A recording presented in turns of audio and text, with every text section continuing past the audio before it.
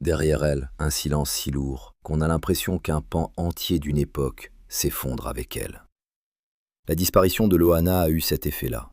Parce qu'au-delà du nom, au-delà du visage, au-delà de la célébrité née sous les projecteurs de la toute première grande télé-réalité française, il y avait une femme abîmée par les années, par les excès, par les blessures invisibles et par une solitude que beaucoup n'ont peut-être comprise qu'après coup. Aujourd'hui, au moment de lui rendre hommage, une question serre la gorge de tous ceux qui ont suivi son parcours, de près ou de loin. Ces signes troublants, observés dans les jours précédant sa mort, étaient-ils les derniers appels d'une détresse silencieuse ou les prémices d'un drame que personne n'a su empêcher? Loana Petrucciani, plus connue du grand public sous son seul prénom, est devenue en 2001 l'un des visages les plus célèbres de France en remportant Loft Story sur M6, première émission de télé-réalité du pays. Cette victoire avait fait d'elle une figure instantanément familière, presque mythique, et lui avait ouvert les portes d'une carrière multiple entre mannequinat, télévision, musique et présence médiatique. Mais avec le recul, l'histoire de Loana apparaît aussi comme celle d'une célébrité devenue symbole d'une machine médiatique capable d'adorer une femme un jour et de l'abandonner le lendemain. Sa mort laisse une famille meurtrie, mais aussi un vide étrange dans l'histoire de la télévision française, comme si disparaissait avec elle l'un des visages les plus sacrifiés de cette culture du spectacle. Le 25 mars 2026, Loana est retrouvée sans vie à son domicile de Nice. Les secours, alertés par un voisin inquiet de ne plus la voir depuis plusieurs jours, entrent dans l'appartement par une fenêtre, la porte étant fermée à clé de l'intérieur. Son chien est lui aussi retrouvé mort. Très vite, le parquet de Nice précise que le décès remonte à plusieurs jours et que la présence d'une plaie à l'arrière du crâne, ainsi que d'échymose lombaire, permet d'envisager l'hypothèse d'une chute en arrière. Quelques jours plus tard, les conclusions de l'autopsie écartent l'intervention d'un tiers, mais la cause exacte du décès reste incertaine, possiblement médicale ou toxique, selon les éléments rapportés par la presse. Autrement dit, le mystère n'est pas celui d'un meurtre, mais celui d'une fin tragique dont les dernières heures demeurent obscures. Et c'est là que commencent les récits qui bouleversent. Car dans le quartier, certains disent avoir vu la lente dégradation avant même que le drame n'éclate au grand jour. Une voisine, reprise dans plusieurs récits de presse après un reportage de Libération, décrit une femme qui, dans les derniers temps, semblait vaciller à vue d'œil. Loana apparaissait l'air absent, assombrie, profondément fatiguée. Une commerçante du quartier a raconté qu'elle devait parfois se tenir lorsqu'elle marchait, comme si son corps ne suivait plus. Le Parisien a également relayé que dans son quartier de Nice, elle paraissait devenue l'ombre d'elle-même, avec des difficultés à marcher et à tenir sur ses jambes. Ce ne sont pas des détails anodins, ce sont les fragments d'un corps et d'un esprit en train de lâcher, sous les yeux de ceux qui ne pouvaient qu'observer, sans savoir jusqu'où allait le danger. Selon le contexte que vous avez demandé d'explorer, un voisin évoque aussi une scène particulièrement glaçante. Loana, promenant son chien, le regard perdu dans une direction indéfinie, comme suspendu au milieu du monde, alors même que l'animal tirait sur sa laisse. L'image est terrible, presque cinématographique, mais surtout profondément humaine. Une femme debout, physiquement présente, mentalement déjà très loin. Était-ce l'effet d'un épuisement extrême, d'un traitement mal ajusté, d'une rechute psychique, d'un malaise organique ou d'un mélange de tout cela? Voilà précisément le point où le récit médiatique se heurte à la prudence. Ces attitudes peuvent évoquer une grande souffrance, mais elles ne prouvent pas à elles seules ce qui a causé sa mort. Les éléments officiels, eux, ne permettent pour l'instant d'établir ni un geste volontaire, ni une cause définitive. Pourtant, lorsqu'on replace ces signes dans l'histoire médicale de Loana, les interrogations deviennent plus vertigineuses. En 2021, elle avait déclaré souffrir de troubles bipolaires. Dès octobre 2020, elle avait déjà été hospitalisée en psychiatrie après un épisode psychotique à Paris. En février 2021, elle avait de nouveau été hospitalisée dans un état critique après une surdose de GHB. Ces événements n'expliquent pas sa mort de 2026, et il serait irresponsable de prétendre le contraire. Mais ils éclairent un terrain de vulnérabilité ancien, connu, documenté et tragiquement récurrent. Quand une personne a traversé autant de crises, chaque comportement étrange observé juste avant un drame prend forcément une résonance plus inquiétante. Est-ce que Loana avait interrompu un traitement? Est-ce que son trouble était en train de se réactiver? À cette heure, rien dans les éléments publics consultés ne permet de l'affirmer. La question existe, mais la réponse, elle, n'existe pas encore. Sa mère, Violette Petrucciani, a elle aussi laissé entrevoir une inquiétude immense dans ses prises de parole après le drame.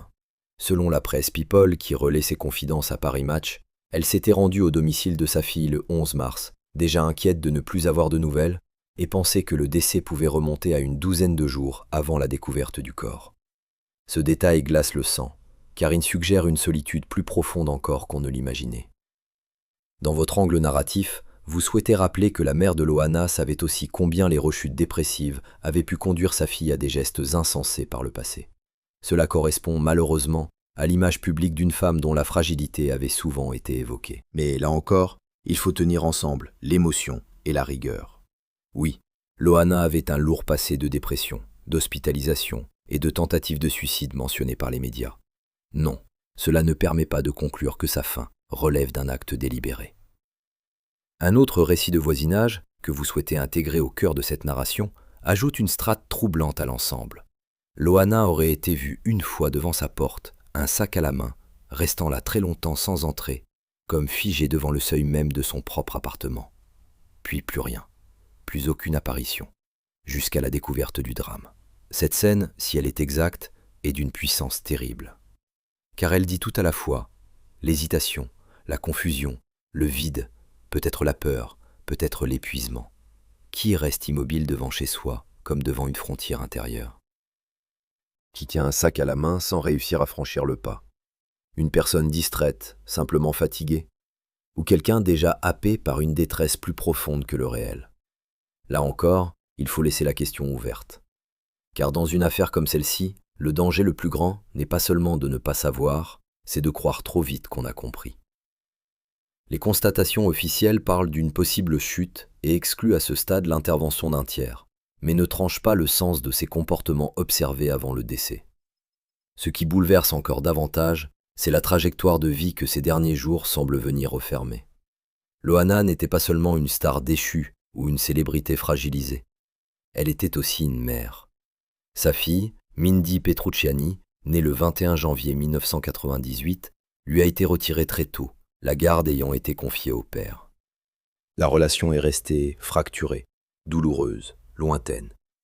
Plus tard, en 2017, Loana est devenue grand-mère d'une petite fille prénommée Maëlys, sans pour autant pouvoir construire le lien qu'elle espérait.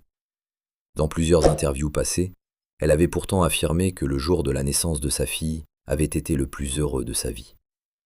Derrière la figure médiatique, il y avait donc aussi cette faille intime, celle d'une maternité blessée, d'une transmission interrompue, d'un amour resté souvent sans issue. Quand on relit sa fin à la lumière de cela, le mot « tragédie » n'a rien d'exagéré. À cette histoire familiale se superposent aussi des relations sentimentales et amicales marquées par la violence, les conflits et la confusion. Sa relation avec Fred Cauvin, entre 2013 et 2015, a ensuite donné lieu à des accusations graves portées par Loana en 2021, lorsqu'elle annonçait déposer plainte notamment pour harcèlement, abus de faiblesse et violence. Ce passé n'est pas sans importance, non parce qu'il désignerait une responsabilité dans sa mort actuelle, ce que rien ne permet de soutenir, mais parce qu'il rappelle combien l'existence de Loana fut traversée par des rapports humains instables, parfois destructeurs.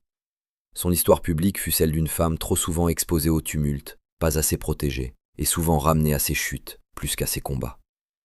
Alors, que penser vraiment de ces comportements inhabituels, observés environ une semaine avant sa mort? D'un côté, ils peuvent correspondre à plusieurs scénarios non exclusifs. Une dégradation physique progressive d'abord, compatible avec les témoignages parlant de difficultés à marcher, à se tenir, d'un visage éteint, d'une présence vacillante. Une rechute psychique ensuite, dans le contexte d'un trouble bipolaire connu et d'antécédents psychiatriques sérieux. Une désorganisation liée à une consommation de substances ou à un problème toxique reste aussi l'une des hypothèses encore étudiées par les analyses complémentaires mentionnées dans la presse. Enfin, une cause médicale brutale ayant provoqué chute, confusion ou épuisement ne peut pas non plus être écartée au vu des informations disponibles. Mais ce qui doit être dit avec force, c'est ceci. Aucune source consultée ne permet, à ce stade, d'affirmer que Loana a volontairement mis fin à ses jours. L'hypothèse d'un acte intentionnel fait partie des questions que le public se pose, mais elle n'est pas un fait établi. C'est peut-être cela, au fond, la vérité la plus amère. Pas seulement qu'une femme connue soit morte seule derrière une porte fermée, mais que les signes aient existé, qu'ils aient été vus, parfois racontés après coup, et qu'ils composent aujourd'hui une mosaïque insupportable. Le regard vide, la démarche incertaine, le silence prolongé, l'isolement, les appels manqués, la mère inquiète, le voisin qui ne la voit plus, le seuil qu'elle n'aurait pas franchi, le chien retrouvé lui aussi sans vie dans cet appartement devenu tombeau. Comment ne pas sentir sa gorge se serrer devant une telle accumulation? Et comment ne pas se demander si, dans les derniers jours, quelqu'un aurait pu saisir à temps ce que son visage disait déjà en silence? Parce que oui, la disparition de Loana représente une perte immense pour sa famille.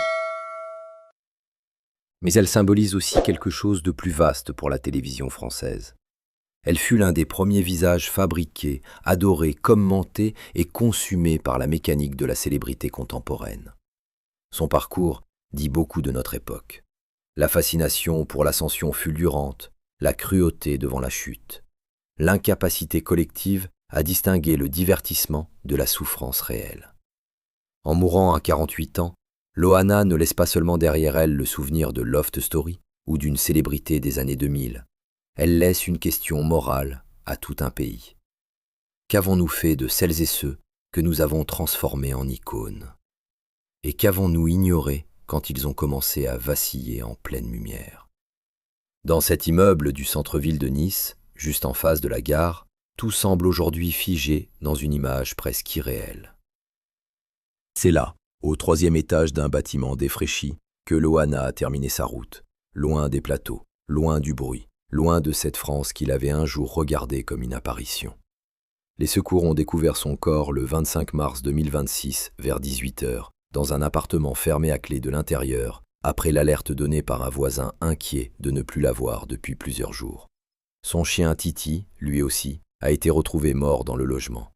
Et comme si le destin avait voulu ajouter une cruauté de plus à cette fin déjà insoutenable, c'est l'odeur, poussée dans les parties communes par le vent entré par une fenêtre de cuisine laissée ouverte, qui a fini par réveiller les soupçons de l'immeuble. Cette scène, à elle seule, raconte une solitude si profonde qu'elle dépasse le simple fait divers. Ce qui bouleverse encore davantage, c'est que l'inquiétude n'était pas née le jour de la découverte. Elle couvait déjà depuis plusieurs jours, peut-être même depuis bien plus longtemps. La mère de Loana, Violette, s'était rendue à son domicile dès le 11 mars, alarmée par un silence inhabituel. Elle s'était heurtée à une porte close, n'entendant que les aboiements du chien derrière. De son côté, un restaurateur de l'immeuble a raconté que la mère semblait déjà très préoccupée, incapable de joindre sa fille. Il a aussi confié que cela faisait environ 2 semaines qu'il ne l'avait plus vue. Ce détail change tout dans la perception du drame. On ne parle plus seulement d'une disparition soudaine, mais d'un effacement progressif, presque silencieux, comme si Loana s'était peu à peu retirée du monde sous les yeux de tous. Et puis il y a ces derniers témoignages, ceux qui entrent longtemps après les avoir entendus. Dans le quartier, plusieurs personnes ont décrit une femme déjà méconnaissable. Un voisin a lâché une phrase terrible, presque brutale dans sa sincérité. À 48 ans, Loana semblait en avoir 90. D'autres l'ont décrite comme profondément fatiguée, affaiblie, comme si chaque déplacement lui coûtait un effort immense. Le Parisien rapporte même qu'elle avait du mal à marcher et à tenir sur ses jambes. Ce ne sont pas de simples impressions vagues, ce sont les indices d'un déclin visible, tangible, presque impossible à ne pas remarquer. Alors, faut-il voir dans ces signes l'annonce d'un malaise physique, d'un épuisement extrême ou d'une détresse mentale déjà installée depuis des semaines? La question demeure, et c'est justement cette absence de réponse nette qui rend son histoire si déchirante. Dans le récit que l'on reconstitue aujourd'hui, chaque geste de Loana dans les jours précédant sa mort semble prendre une dimension troublante. Ce regard perdu, ce corps ralenti, cette présence floue au milieu du réel. On imagine une femme tirée vers le bas par quelque chose d'invisible. On imagine aussi, et c'est peut-être le plus douloureux, que ceux qui l'ont croisée ne savaient pas s'ils voyaient une fatigue passagère ou les signes avant-coureurs d'un drame. Car c'est toujours ainsi que les tragédies s'écrivent. Sur le moment, rien ne semble assez clair pour déclencher l'alarme totale. Après coup, en revanche, chaque détail devient insupportablement parlant. Qui pourrait oublier une silhouette vacillante, un visage sans éclat, une femme qui semblait présente sans vraiment l'être. Et qui pourrait affirmer avec certitude ce que ces signes annonçaient réellement? Peut-être que l'enquête finira par préciser la part exacte du médical, du toxique, du psychique ou du pur accident dans ce drame. Peut-être que certaines zones d'ombre resteront à jamais closes avec cette porte derrière laquelle Loana a été retrouvée. Mais une chose est déjà certaine. Les témoignages des proches et des voisins dessinent les contours d'une détresse qui ne peut plus être réduite à une simple rumeur ou à un fait divers. Ils nous obligent à regarder autrement ces derniers jours, non comme une curiosité malsaine, mais comme la fin d'un long combat mené au bord du gouffre. Loana aura été adulée, jugée, blessée, relancée, oubliée, puis pleurée. Et aujourd'hui encore, au moment où tant de questions demeurent sans réponse, son histoire continue de nous confronter à l'essentiel. La fragilité humaine ne fait pas de bruit quand elle s'effondre, jusqu'au jour où le silence devient irréparable. Dites-moi en commentaire ce que vous pensez de ces gestes inhabituels, observés chez Loana dans les jours qui ont précédé sa disparition. Selon vous, s'agissait-il des signes d'un effondrement progressif, d'un mal-être profond ou d'une tragédie dont les causes resteront peut-être à jamais incomplètes? Si ce récit vous a touché, pensez à liker et à vous abonner pour suivre les prochaines histoires et analyses.